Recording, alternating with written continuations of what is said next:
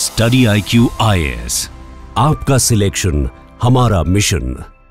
So India fuel is going to be changed, not that कि हम कहीं और से यहाँ पर तेल लेने वाले हैं, जो कि एक हमारी बहुत बड़ी इंपोर्ट डिपेंडेंसी है भी। बट द पॉइंट इज कि यहाँ हम E20 petrol, ethanol blended petrol use करने वाले हैं, जिसके लिए मार्केट में बहुत ही मिक्स्ड रिएक्शंस देखने को मिल रहे हैं। सरकार इसे बहुत बड़ी अचीवमेंट यहाँ पर बता रहा है, राइट, कि हमने 20% एथेनॉल ब्लेंडिंग का टारगेट जो 2030 के लिए रखा था उसको 5 साल पहले यहाँ अचीव कर लिया है।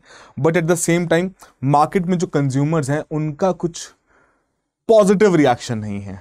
They are not very happy with the product, कि वो उनका ये मानना है कि ये जो नया पेट्रोल है ये उनकी गाड़ी के ऊपर नेगेटिव इम्पैक्ट डालेगा, जिसकी वजह से उनकी फ्यूल एफिशिएंसी, उनकी रिपेयर, उनका वेयर एंड टियर, इन सभी चीज़ों की कॉस्ट बढ़ती हुई देखने को मिलेगी। तो एग्जैक्टली पूरा मामला है क्या और किस तरीके का इम्पैक्ट ये E20 fuel economy as well as consumers के ऊपर यहां पर डाल सकता है, ये डिस्कस करते हैं और जानते हैं कि यहां जो सॉल्यूशंस प्रपोज किए भी जा रहे हैं, क्या वही सॉल्यूशंस इन सभी प्रॉब्लम्स के कंसर्न्स को रिजॉल्व कर देगा या नहीं, और अगर नहीं कर पाएगा तो ऐसा क्या किया जाना चाहिए जिसके चलते हम इस पर्टिकुलर फ्यूल को, जो कि अगेन एक पॉजिटिव अचीवमेंट भी यहां पर है, इसे मार्केट में भी पॉजिटिवली अडॉप्ट किया जा सके। तो मेरा नाम अरविंद गुलेरिया है। शुरुआत करते हैं आज के हम सेशन की। So again, India have been able to achieve this particular target of ethanol blending. और एथेनॉल ब्लेंडिंग का कॉन्सेप्ट क्या है कि आप यहां पर पेट्रोल में एथेनॉल मिक्स कर रहे हैं। अब यहां पर हमने 20% अचीव किया। दैट मीन्स अगर आपका 100 लीटर्स का फ्यूल है तो उसमें आपका 80 लीटर्स पेट्रोल एंड 20 लीटर्स उसमें आपका एथेनॉल बनाया गया है। तो इसी पर्पस को पूरा करने के लिए 2014 से टारगेट रखा गया था, जो कि 2018 की नेशनल बायोफ्यूल पॉलिसी में भी दोबारा रीआइटरेट किया गया कि that we need to have those kind of biofuels, माने कि एथेनॉल, कि उसकी प्रोडक्शन को यहां पर इंक्रीज करना है ताकि जो डिजायर्ड बेनिफिट्स हैं उन्हें हम यहां पर देख सकें, हम हमारी इकोनॉमी उन डिजायर्ड बेनिफिट्स को अचीव कर सके। अब देखिए, जाहिर सी बात है, अगर एथेनॉल मिक्स किया जा रहा है तो कहीं ना कहीं जो पेट्रोल की रिक्वायरमेंट है वो यहां पर कम हो जाएगी। तो सबसे बड़ा पॉइंट तो यही कहा गया कि जो हमारी बहुत बड़ी डिपेंडेंस है कि हम 85 या उससे ज़्यादा परसेंटेज का भी जो हमारी कंजम्पशन है क्रूड ऑयल की, बाकी तेल की, वो हमें इंपोर्ट करना पड़ता, तो हम इस इंपोर्ट की डिपेंडेंसी को यहाँ पर रिड्यूस कर पाएंगे बाय रिड्यूसिंग द कंजम्पशन। कैसे? कि आप सिंपली उसमें 20% यहाँ पर एथेनॉल मिक्स कर रहे हो, right. Apart from that, again इस पूरी नेशनल बायोफ्यूल पॉलिसी में ये भी बोला गया कि बायोफ्यूल्स को इसलिए भी क्रिएट करना है because it will create an additional farmers के लिए इनकम यहाँ पर बन जाएगी, कि यहाँ पर आपके फूड प्रोडक्ट्स जो हैं, जो डैमेज ग्रेन्स हैं, उनका यहाँ पर यूज़ किया जा सकता है। एनवायरमेंटल फ्रेंडली है, एमिशंस यहाँ पर कम देखने को मिलेंगे। तो हालांकि ये सारे के सारे बेनिफिट्स रखे गए नेशनल बायोफ्यूल पॉलिसी में, इन सभी के ऊपर बात रखी गई एंड खासकर एथेनॉल प्रोडक्शन को यहाँ पर रैंप अप करने के टारगेट्स रखे गए और 2030 का टारगेट रखा गया था कि हम 20% का एथेनॉल ब्लेंडिंग यहाँ पर अचीव करेंगे। But in the previous years there have been a rampant production, कि उस तरीके से इंक्रीज यहां पर देखने को मिला है प्रोडक्शन का, जिसके कारण we have been able to achieve this particular target 5 साल पहले। तो बेसिक सा प्रोसेस क्या रहता है कि अगर आपकी कोई भी क्रॉप है, उसके आप फर्मेंटेशन यहां पर कर रहे हैं, प्योरिफिकेशन कर रहे हैं, आपके पास एथेनॉल प्रोडक्ट तैयार हो जा रहा है, उसी एथेनॉल को आप ब्लेंड कर रहे हैं, फाइनली जाके कंज्यूमर के पास फ्यूल स्टेशन के माध्यम से यहां पर पहुंचा रहे हैं। बट अब इसी कंसर्न को जो बार बार मार्केट में देखने को मिल रहा है कि लोग कह रहे हैं कि भैया हमारी गाड़ी की तो एफिशिएंसी यहाँ पर कम हो जाएगी, वेयर एंड टियर बहुत हो जाएगा, ये तेल हमारे लिए अच्छा नहीं है। अब इसी केस में गडकरी साहब कहते हैं कि भैया पेट्रोल लॉबीज जो हैं वो इस E20 फ्यूल के फियर कैंपेन के पीछे, they do not want to reduce their profit, क्योंकि जाहिर सी बात है ना, अब उनकी कंजम्पशन कम हो जाएगी because you are basically adding ethanol into the mix. तो कहीं ना कहीं अब वो 80 लीटर बिकेगा ना, पहले 100 लीटर बिकता था, वो 80 लीटर बिकेगा, राइट। तो इनका ये पॉइंट यहां पर इन्होंने अपनी स्टेटमेंट दी थी। बट अब गडकरी जी भी बहुत ज्यादा न्यूज में है इस चीज की वजह से, बिकॉज गडकरी जी के ऊपर यह भी बोला जाता है कि अगेन उस तरीके से इनकी बहुत सारी शुगर मिल्स हैं जो कि हेल्प करता आ गया एथेनॉल प्रोडक्शन में। एंड 2013-14 में जब इस इंप्लीमेंटेशन की जा रही थी इनिशिएटिव्स की, तो उस समय पर भी बहुत सारे आर्टिकल्स वहां पर आए थे जहां पर कॉन्फ्लिक्ट ऑफ इंटरेस्ट हाईलाइट किया गया था कि why Gadkari ji is promoting this ethanol blending programme, because कहीं ना कहीं इनकी फैमिली के वो हिडन मोटिव्स वहां पर हैं। तो ऐसी कुछ कंपनीज हैं, जाहिर सी बात है ऐसी कंपनीज हैं, उसके बेसिस पर ही कहा जा रहा है कि जो अगेन शुगर प्रोडक्शन में बहुत अच्छा काम करती है and again they are basically owned by the Gadkari and his family, right. But हमारा पॉइंट वो नहीं है, हम थोड़ा सा और यहां पर डिटेल में जाकर डिस्कस करना चाहेंगे। तो फाइनली यहां पर गवर्नमेंट ने तो एक्सेप्ट कर लिया कि जी हां, फ्यूल एफिशिएंसी के कंसर्न्स तो बिल्कुल हैं, अब ये एक्सेप्टेंस यहां पर आ चुकी है, जो कि अभी तक बिल्कुल ही इसको नजरअंदाज किया जा रहा था कि नहीं कोई इंपैक्ट पड़ेगा ही नहीं, वो एक्सेप्टेंस तो चलो यहां पर आ गई है कि सरकार कह रही है कि डेफिनेटली फ्यूल एफिशिएंसी के ऊपर इंपैक्ट पड़ता हुआ देखने को मिलेगा। कि जो आपके ओरिजिनली E10 मतलब E10 का मतलब जो आपकी 10% ब्लेंडिंग के लिए व्हीकल्स बनाए गए थे, बिकॉज आपका जो इंजन है गाड़ी का it has to be compliant with the fuel ना, तभी तो बात बन पाएगी, राइट। अगर E10 व्हीकल्स हैं जिनको रिकैलिब्रेट किया जा रहा है, उनकी इंजन ट्यूनिंग की जा रही है E20 के लिए, उसमें कह रहे हैं कि भैया आपसे 1 से 2% तक का ड्रॉप देखने को मिल सकता है फ्यूल एफिशिएंसी में। एंड जो बाकी गाड़ियां हैं, पुरानी गाड़ियां 2023 से पहले की गाड़ियां हैं जो कि E10 के लिए भी उतनी कंप्लायंट नहीं थी, उनमें बेसिकली थोड़ा सा हमें हायर माइलेज लॉस देखने को मिल सकता है 3 से 6% का। अब जाहिर सी बात है भैया ये कंजर्वेटिव नंबर्स तो होंगे ही, इससे ज्यादा ही देखने को मिलेगा। बेंगलुरु में तो एक भाई साहब ये भी कह रहे हैं कि भैया मेरी गाड़ी पहले 10, 11, 12 की एवरेज देती थी, अब वो 6, 7 पर आ चुकी है, उनका तो 50% तक का देखने को मिल रहा है। बट पॉइंट यही है कि सभी के कंसर्न्स यहां पर वैलिड हैं। अगर उनको वो एफिशिएंसी देखने को नहीं मिल रही तो कहां से इसके अडॉप्शन देखने को मिल पाएगी। एंड मोर ओवर एक बहुत इंपॉर्टेंट पॉइंट जो हमें समझने की जरूरत है, हमारे देश में गाड़ियों की मात्रा ज्यादा नहीं है, हमारे देश में बाइक्स की मात्रा ज्यादा है, 2 व्हीलर्स की मात्रा ज्यादा है। Reason is quite simple, because वो फ्यूल एफिशिएंट मानी जाती है। तो एक फ्यूल एफिशिएंट बेस्ड इकोनॉमी में अगर वो फ्यूल जो आप इंट्रोड्यूस कर रहे हैं वही एफिशिएंसी नहीं दिखा पाएगा तो कैसे इसकी अडॉप्शन हो पाएगी।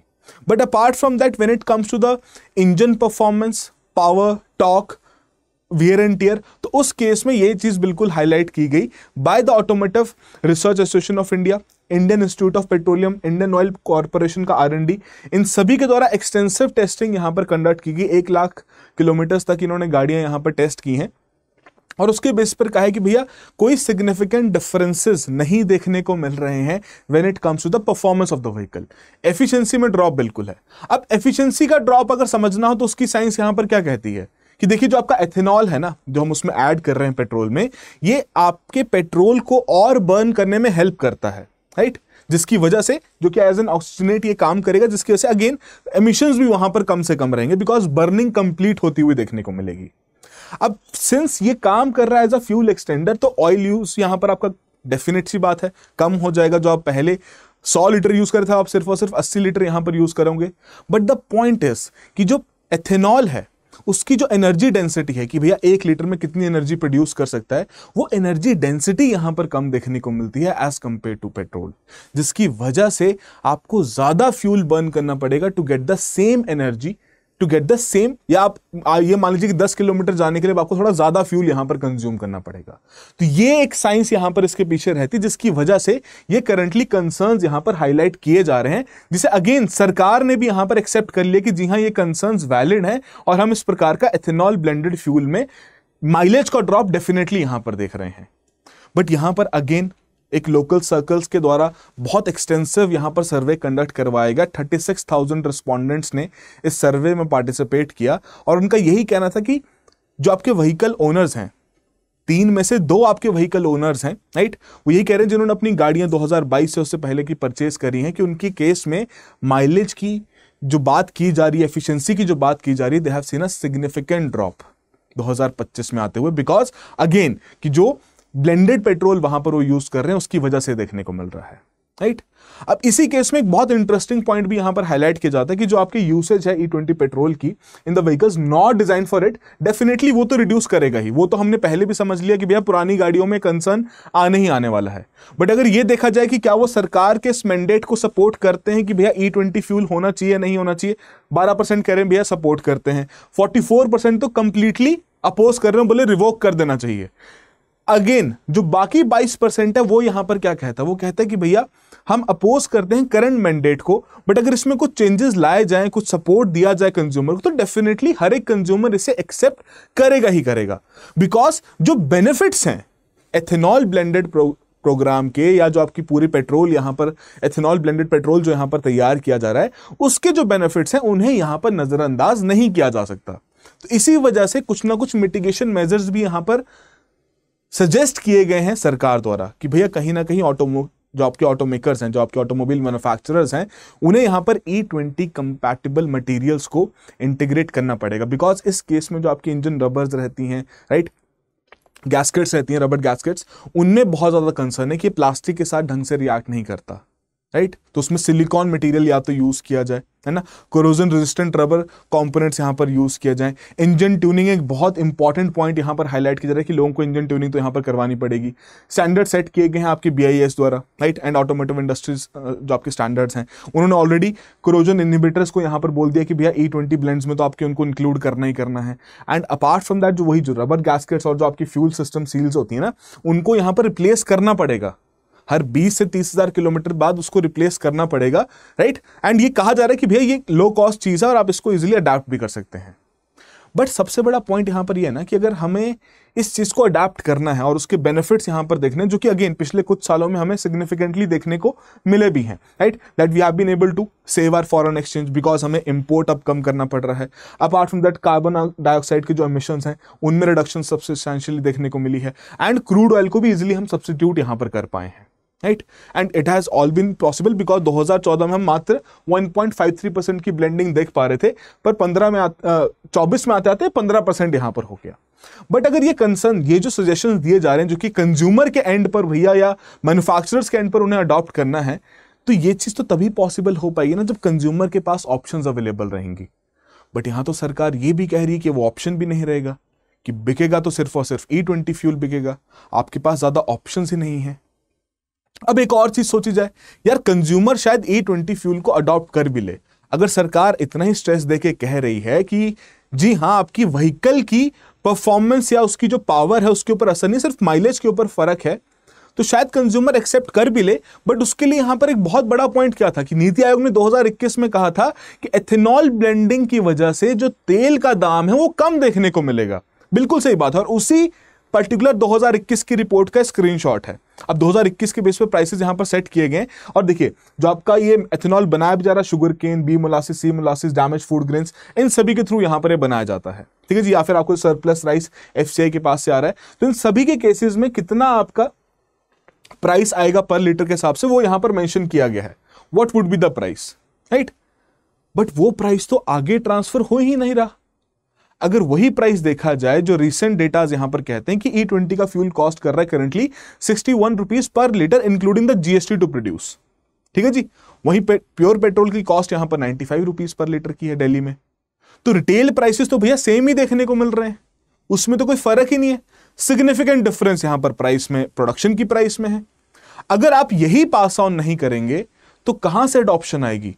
तो one of the very important factors जो कि यहां पर हाईलाइट किया गया है that this adoption can only be facilitated जब ये प्राइसेस आगे ट्रांसफर किए जाएं, बिकॉज कंज्यूमर के लिए एक नुकसान है दैट ही हैज टू पे मोर नाउ, उसकी फ्यूल कंजम्पशन यहां पर बढ़ रही है पर मंथली बेसिस पर। सो ये कॉस्ट तो भैया ट्रांसफर होनी चाहिए। आप 5 से 10 रुपए ट्रांसफर कर दो, शायद कंज्यूमर उसी में खुश हो जाए, बट अभी तक ऐसा कुछ भी नहीं कहा गया है। दैट इज द पॉइंट जिसकी वजह से ये पर्टिकुलर फ्यूल की एडाप्टेशन, इसके अडॉप्शन में एक मेजर दिक्कत देखने को मिल सकती है। People are, and again I am repeating it, सभी लोगों को ये चीज पता भी है कि जी हाँ प्राइस में हमें कोई मेजर पॉइंट देखने को मिल ही नहीं रहा, राइट। एंड मोर ओवर अगर हम ये पर्टिकुलर डेटा भी देखें कि यहां पर आपके मोस्टली एग्रीकल्चरल प्रोडक्ट्स यूज किए जा रहे हैं। शुगर केन तो आपका सबसे प्राइमरी फीड स्टॉक प्रोडक्ट है एथेनॉल प्रोडक्शन के लिए। And last to last year तो हमने 2024 में हमने ये चीज ऑब्जर्व की थी कि हम मेज की प्रोडक्शन भी बहुत सिग्निफिकेंटली यहां पर कर रहे थे। रीजन ये नहीं था कि हमें फूड सिक्योरिटी इंश्योर करनी है, रीजन ये था कि जब 2023 के एंड में, दिसंबर के महीने में सरकार ने शुगर केन का यूसेज एथेनॉल प्रोडक्शन के लिए रिस्ट्रिक्ट कर दिया, तो हमारे देश में एक नया ट्रेंड देखने को मिला। हम जहां मेज के लिए एक नेट एक्सपोर्टर के तरीके से जाने जाते थे कि हमारा मेज का प्रोडक्शन, मक्की का प्रोडक्शन बहुत सिग्निफिकेंट है, हम उसमें नेट इंपोर्टर बन गए। रीजन क्या? रीजन वही कि शुगर केन का रिस्ट्रिक्शन लगा दिया, तो यहां पर एथेनॉल प्रोड्यूसर्स ने मेज का इंपोर्ट करना शुरू कर दिया। और इसी वजह से एक बहुत बड़ा सवाल यहां पर उठता है, वो है फूड वर्सेस फ्यूल का, कि यहां पर जो फूड प्रोडक्शन की जा रही है वो फूड प्रोडक्शन फूड सिक्योरिटी को इंश्योर करने के लिए की जा रही है या फिर फ्यूल क्रिएट करने के लिए, एथेनॉल जैसे बायोफ्यूल्स क्रिएट करने के लिए। और यही एक नई डिबेट यहां पर बन चुकी है। तो इसका भी कुछ ना कुछ सोल्यूशन तो यहां पर क्रिएट करना जरूरी है ही ना, तभी ये चीज पॉसिबल हो पाएगी कि हम इस पर्टिकुलर बायोफ्यूल को आगे जाके और नेक्स्ट लेवल पे देख पाएंगे। बिकॉज ब्राजील जैसे देशों में वो ऑलरेडी E27 तक पहुंच चुके हैं, बहुत सारे देशों में तो E85 तक भी वहां पर आ चुका है, right. But the point is again, ये फूड वर्सेस फ्यूल की डिबेट को भी बहुत अंडरस्टैंड करना जरूरी है। बिकॉज अगेन यहां पर जो आपके ये सारे सारे एग्रीकल्चरल प्रोडक्ट्स ही हैं जिनका यहां यूज किया जा रहा है। ऑलराइट, फर्दर एक सिंपल सा सवाल अगर आपसे पूछा जाए कि जो आपकी नोडल डिपार्टमेंट है, कौन सा ऐसा नोडल डिपार्टमेंट है जो कि इस पूरे इंडिया के एथेनॉल ब्लेंडिंग प्रोग्राम को यहां पर कोऑर्डिनेट कर रहा है? तो 4 ऑप्शंस यहां पर आपके पास दी गई हैं, कौन सी मिनिस्ट्री यहां पर है, राइट? तो अपना करेक्ट ऑप्शन जरूर चैट बॉक्स और कमेंट बॉक्स में मेंशन कीजिएगा। And moreover we have been trying to build a community and a particular setup कि जहां पर हम इकोनॉमी सब्जेक्ट को थोड़ा सा और अच्छे तरीके से समझ सकें, एक डाउट रेजोल्यूशन प्लेटफॉर्म यहाँ पर क्रिएट किया जा सके। तो again we have been creating this, आप डेफिनेटली ज्वाइन कर सकते हैं। And if you have any concerns, have any doubts, आप मुझे भी डायरेक्टली कॉन्टैक्ट कर सकते हैं। I will be more than happy to assist you. And moreover study IQ currently आपकी किस तरीके से हेल्प कर रहा है, तो we have this flagship initiative of P2I, prelim से लेकर इंटरव्यू तक की जो हमारी प्रिपरेशन है उसे हम यहाँ पर कवर करते हैं। सब्जेक्ट वाइज कंटेंट कवरेज रहती है लाइव क्लासेस के थ्रू, चाहे वो आपका इवनिंग बैच हो, मॉर्निंग बैच हो। एंड ऑब्जेक्टिव यही है कि होलिस्टिक कंप्लीशन। और इसी वजह से 2025 के प्रीलिम्स के एग्जाम में जब हमने अपने सोर्सेज को कंपाइल किया और देखा, then more than 70 questions directly solvable थे। मैं नहीं कह रहा सिंगल स्टेटमेंट सॉल्व हो रही है, पूरा क्वेश्चन सॉल्व हो रहा है, वो हमारे कंटेंट और क्लासेस के बेसिस पर हमने खुद ऑब्जर्व किया है, right? So again due to अभी रिसेंटली हमारा इंडिपेंडेंस डे भी यहाँ पर आने वाला है, तो अगेन उसी वजह से we have this 47% discount on all of our courses. आप डेफिनेटली जाके चेकआउट कर सकते हैं। 2026, 27, 28 सभी के लिए अवेलेबल है and across different language medium also. Alright, and again अगर आपको कोई डाउट है, कंसर्न है regarding any courses, you can approach me directly, have a conversation with me, I will be more than happy to assist you. Now the point is कि जो हमने यहां पर कंसर्न अभी समझा, दिस इज द ये 2 major concern है ना अडॉप्टेशन में, कि एक तो भैया फूड वर्सेस फ्यूल की डिबेट यहां पर चल रही है, और दूसरा कि भैया प्राइस यहां पर कम नहीं किया जा रहा। इसी चीज को ऑब्जर्व करने के लिए, इसी कंसर्न को रिजॉल्व करने के लिए we need to have that kind of understanding कि एथेनॉल प्रोडक्शन में और क्या चीजें अब्जॉर्ब की जा सकती हैं और क्या चीजें यूटिलाइज की जा सकती हैं। तो करंटली हमारा जो फोकस है ना, हम सिर्फ और सिर्फ फर्स्ट जनरेशन एथेनॉल प्रोडक्शन के ऊपर कर रहे हैं, फर्स्ट जनरेशन। वैसे सेकंड जनरेशन है जहां पर आपका वुड, स्ट्रॉ या जो भी आपका एग्रीकल्चरल रेजिड्यू है उसको हम यूज कर सकते हैं। थर्ड जनरेशन में आपका एल्गल बायोमास, फोर्थ जनरेशन में भैया आपका तो ये तो अलग ही पैरालिसिस करके आपकी जो टेक्नोलॉजीज हैं गैसिफिकेशन के थ्रू, ये सारी प्रोसेस वहां पर यूज की जा सकती है। तो अभी तो हम कॉन्सेंट्रेटेड किस चीज के ऊपर हैं, फर्स्ट जनरेशन के ऊपर है, और फर्स्ट जनरेशन के ऊपर कॉन्सेंट्रेटेड होने की वजह से ही वो फूड वर्सेस फ्यूल का डिबेट वहां पर देखने को मिल रहा है। तो उसका सोल्यूशन तो एक बहुत सिंपल सा है कि हमें यहां पर मूव कर देना चाहिए, हमें यहां पर सेकंड जनरेशन एथेनॉल प्रोडक्शन के ऊपर मूव करना चाहिए।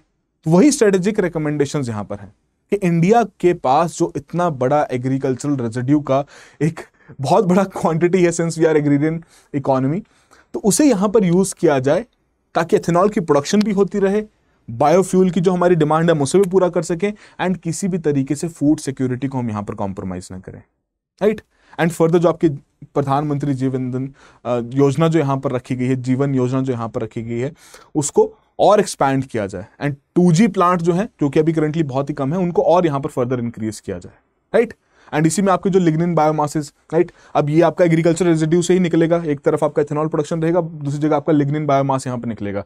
लिग्निन बायोमास ही एज अ आपका पावर को स्टिमुलेट करने के लिए, यहाँ जो प्लांट्स है 2G प्लांट्स है उनको पावर प्रोवाइड करने के लिए भी इसे यूज किया जा सकता है, हीट प्रोवाइड करने के लिए यूज किया जा सकता है। उसके अलावा we need to have that kind of ecosystem जहां पर हमारे ऑटोमेकर्स भी इस करंट चेंज के साथ खुद को अडेप्ट कर सकें, राइट? अब इसमें आती है कैटेगरी आपके फ्लेक्स फ्यूल व्हीकल की, जिसमें आप किसी भी तरीके का फ्यूल यूज करो, आपको वहां पर गाड़ी चल जाएगा आपका। हालांकि अगेन माइलेज का असर पड़ेगा, बट आपकी गाड़ी की जो वियर एंड टियर है, उसकी परफॉर्मेंस, उसकी पावर है, उसके ऊपर इंपैक्ट नहीं पड़ेगा। माइलेज के ऊपर डेफिनेट सा इंपैक्ट वहां पर जो हमने बेसिक साइंस समझी वो यहां पर रहेगा ही। तो वैसे ऑटोमेकर्स अगेन उस प्रकार के आपके फ्लेक्स फ्यूल व्हीकल्स यहां पर डेवलप कर ही रहे हैं, तो उनको और थोड़ा सा प्रमोट करना चाहिए, राइट? एंड यही मार्केट फर्दर आगे जाके बहुत ज्यादा ग्रो भी कर सकती है, right? And apart from that हमें उसी प्रकार के स्टेशंस की भी यहाँ पर जरूरत पड़ेगी ताकि वो कंजम्पशन की जा सके, उस तरीके की अडेप्टेशन यहाँ पर की जा सके। And last but not the least, जो बहुत क्रूशियल रिफॉर्म इस पर्टिकुलर कंसर्न को एड्रेस कर सकता है, आप बिना डिफरेंशियल प्राइसिंग के इस प्रोडक्ट के इंक्लूजन नहीं करवा सकते, बहुत मुश्किल है। आप पुराना पेट्रोल भी भैया 95 रुपए में बेच रहे हो, नया E20 भी 95 रुपीज में बेच रहे हो, फर्क ही कोई नहीं रखा है। कंज्यूमर क्यों खरीदेगा और क्यों कंज्यूमर ओवरपे करे यार, कब तक करे? हमेशा हम देखते हैं कि भैया इंटरनेशनली प्राइसेस भी जब कम हो जाते हैं फिर भी हमें ही यहां पर ओवरपे करना पड़ता है, हमें फिर भी उतने ही दाम पे यहां पर तेल मिलता है। ठीक है, सरकार अपना टैक्सेशन का मीडियम यहां पर कंटिन्यू कर रही है, but in the end India तो एक कंजम्पशन ड्रिवन इकोनॉमी है कि नहीं है? तो अगर आप कंजम्पशन ड्रिवन इकोनॉमी में यहां पर फ्यूल कॉस्ट ही बढ़ा दोगे हर एक व्यक्ति की, जिसकी कंजम्पशन उसका कॉस्ट यहां पर बढ़ा दोगे, तो कहां से कंजम्पशन ड्रिवन इकोनॉमी रहेगी? जहां हम ग्रोथ की नई ऊंचाइयां छू सकते हैं, वहीं हमें स्लो डाउन देखने को मिल सकता है. This is something which is really a very important concern and it needs to be addressed कि डिफरेंशियल प्राइसिंग के बिना ये ना ही होगा. सेकेंडली, ये जो पर्टिकुलर तरीका है इस इनिशिएटिव को इंप्लीमेंट करने का कि फोर्सिबली यहां पर कर दिया जाए, again this needs to be addressed. It has to be in a phased manner. Consumer के पास ऑप्शन रहे, चॉइस रहे कि वो किस तरीके का फ्यूल अपनी गाड़ी में डलवाना चाहता है, जो उसके लिए बेटर है. हाँ, आप धीरे धीरे कंज्यूमर को अवेयर कीजिए, उसको उसके बारे में बताइए. तब तक इन द मेन टाइम जो ऑटोमोबाइल मेकर्स हैं वो भी अपने बैक एंड पर अपने ऑटोमोबाइल्स को यहां पर रिवैम्प कर सकते हैं, उनकी फाइन ट्यूनिंग यहां पर कर सकते हैं नए फ्यूल की कंपैटिबिलिटी के साथ.